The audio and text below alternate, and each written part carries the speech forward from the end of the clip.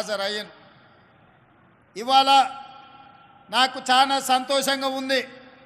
ఎందుకంటే ఇందిరమ్మ రాజ్యం రావాలి, కాంగ్రెస్ ప్రభుత్వం ఉండాలి, అప్పుడే ఆడబిడ్డలకు న్యాయం జరుగుతుందని సెప్టెంబర్ 17 నాడు రంగారెడ్డి జిల్లా తుక్కుగూడలో మన నాయకురాలు మన అమ్మ సోనియమ్మ 6 గ్యారెంటీలను ఈ తెలంగాణ ప్రజలకు ముఖ్యంగా ఆడబిడ్డలకు హామీ ఇచ్చి మీరు కాంగ్రెస్ ప్రభుత్వాన్ని ఏర్పాటు చేయండి, 6 గ్యారెంటీలను అమలు చేసే బాధ్యత నేను తీసుకుంటాని తుక్కుగూడలో రాజీవ్ గాంధీ ప్రాంగణంలో సోనియా గాంధీ గారు మాట ఇచ్చిండ్రు.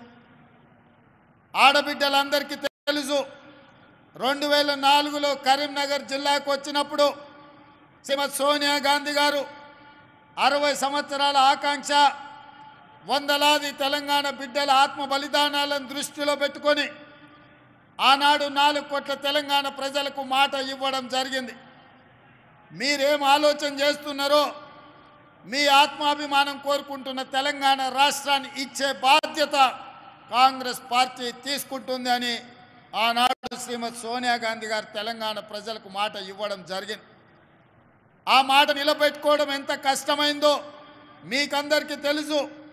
తెలంగాణ రాష్ట్రం ఇవ్వడంలో ఆంధ్రప్రదేశ్లో కాంగ్రెస్ పార్టీ మనుగడ కోల్పోయి, కేంద్రంలో ప్రభుత్వాన్ని కోల్పోయి, తెలంగాణ రాష్ట్రంలో ఎన్నో ఒడిదుడుకులు ఎదుర్కొన్న మాట తప్పని మడమ తిప్పని నాయకురాలుగా మన నాయకురాలు సోనియమ్మ తెలంగాణ రాష్ట్రాన్ని ఇచ్చి ఇవాళ తెలంగాణ రాష్ట్రంలో ఎంతోమంది తల్లులు తమ బిడ్డలు తెలంగాణ కోసం ఆత్మ బలిదానం చేసుకుంటుంటే ఆ తల్లుల కడుపు కోత తెలిసి ఒక బిడ్డను కోల్పోతే తల్లికి ఎంత దుఃఖం ఉంటుందో సోనియమ్మకు తెలుసు.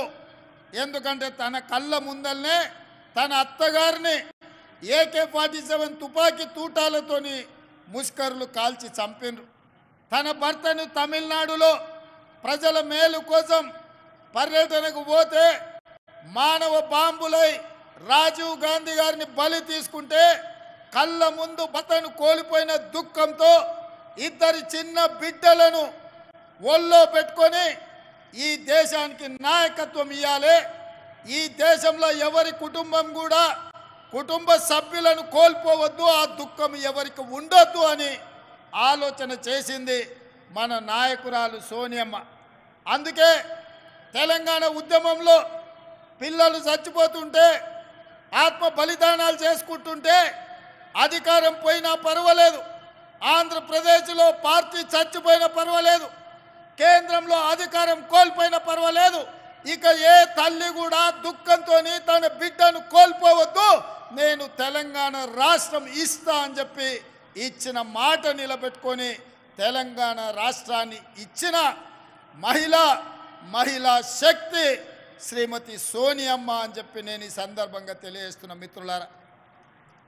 ఇవాళ మా అక్కలకు, మా చెల్లెళ్ళకు, మా పెద్దమ్మలకు, మా అమ్మలకు నేను గుర్తు చేయదలుచుకున్నా, కాంగ్రెస్ పార్టీ అంటే ఇందిరమ్మ, కాంగ్రెస్ పార్టీ అంటే సోనియమ్మ, కాంగ్రెస్ పార్టీ అంటే ప్రియాంక గాంధీ. మరి ఇవాళ కాంగ్రెస్ పార్టీని నడుపుతున్నదే మహిళా శక్తి. మన నాయకురాళ్ళు ఒక మహిళా నాయకత్వంలో మేము పని చేస్తున్నాము అంటే మేము గర్వంగా గొప్పగా చెప్పుకుంటున్నాం మా నాయకురాలు సోనియా గాంధీ అని. అందుకే వచ్చిన తెలంగాణ రాష్ట్రంలో 10 సంవత్సరాలు ఏ ఆడబిడ్డను పట్టించుకోలే, ఏ ఆడబిడ్డను కలవలే. ఆనాటి ముఖ్యమంత్రి ఆడబిడ్డలు ఎట్లున్నారని అడగలే, మహాలక్ష్మి గ్రూపుల పరిస్థితి చూడలే, మీకు పావుల వడ్డీ ఇయ్యలేదు, సున్నాకు వడ్డీ గురించి మాట్లాడలేదు, మీ సంఘాలను దివాలా దీపించి మీ ఉసురు తలిగింది కాబట్టే ఇవాళ ఉద్యోగం ఊడిపోయి ఫామ్ హౌస్లో వండుకున్నాడు. వెనకటికి మన పెద్దలు చెప్పిండ్రు, ఆడబిడ్డ కన్నీరు పెట్టద్దు, ఏ ఇంట్లో ఆడబిడ్డ కన్నీళ్లు పెడుతుందో ఆ కన్నీళ్లు ఊరికే పోవు, తప్పకుండా బలి తీసుకుంటాయని.